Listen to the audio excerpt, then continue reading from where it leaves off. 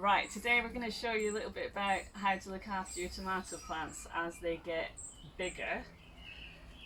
And the first thing to do is to know whether you've got a bush tomato plant, which is like this kind. So this will be on the seed packet when you're choosing what to grow. So you can see it's growing at a lower level, and it's got lots of branches sticking out. So these are all bush tomatoes. And then the other type of tomatoes are all around the edges. They're called cordon tomatoes or indeterminate tomatoes plants, and they're going to grow much higher, and then we're going to train those ones. So these are the ones that need the care. You don't really need to do much for a bush variety. So the main thing is pinching out the side shoots. So I'm just going to show you a side shoot. Let's find one, look here. So we're looking between the main stem and then the branches with the leaves, and it's in between those two that you'll get these new little bits of growth, and that's what we're going to pinch out. And you can just, some of them are very soft and small, and you can just pull them off very easily, or you can sort of dig your nail in and just pull it off. If they're a bit tougher and bigger, you can use secateurs, but you just want to look all the way up and down the plant, and you'll find they're everywhere. Always look near the base of the plant as well, because there's often a big one, and you need to keep doing this.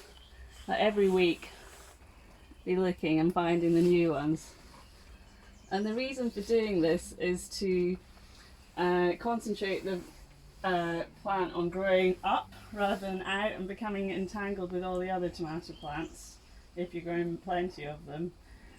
There's a growing tip at the top of the plant, which will be this feathery foliage, and it's always good to allow two growing tips. So there's one there, and then I might keep the next side shoot there just in case accidentally we knock off the top of that plant. So it's good to keep two potential growing shoots just in case you damage them. The other reason for doing this is to allow air to move between the plants. So tomato blight and potato blight is a disease that we usually get in the garden here.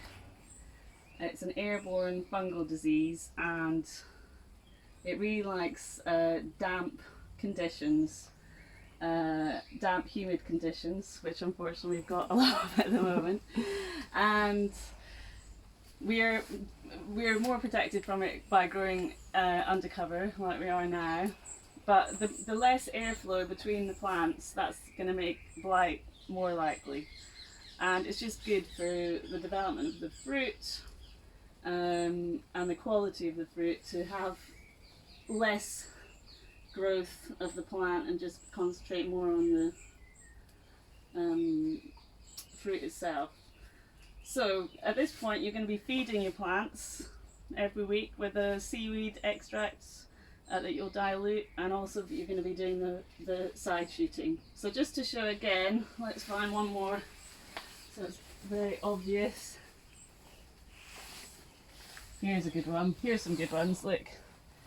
So your main stem, and then your branch with the leaves, and here's the one you're going to take out. And there's another one there. Sometimes you'll find you've missed one, and it'll have grown into a whole nother branch, and it might even have the trusses on before the flowers are on.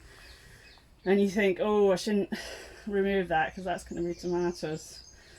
It's up to you really. If it's starting to get really tangled, I would remove it. You want each plant to have about 6 trusses on.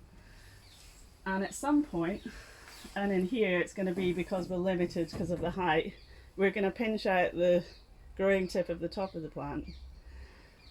So we want it then to concentrate on its fruit production. So we'd normally do that a bit later in the season, but in here we're going to do it quite soon for a lot of these plants, because we don't want them to sprawl all over the ceiling and they'll be bending. But that's it. So pinching out, you're going to get green fingers, very smelly fingers, pinching out and feeding and keeping them well watered. and they should grow nicely.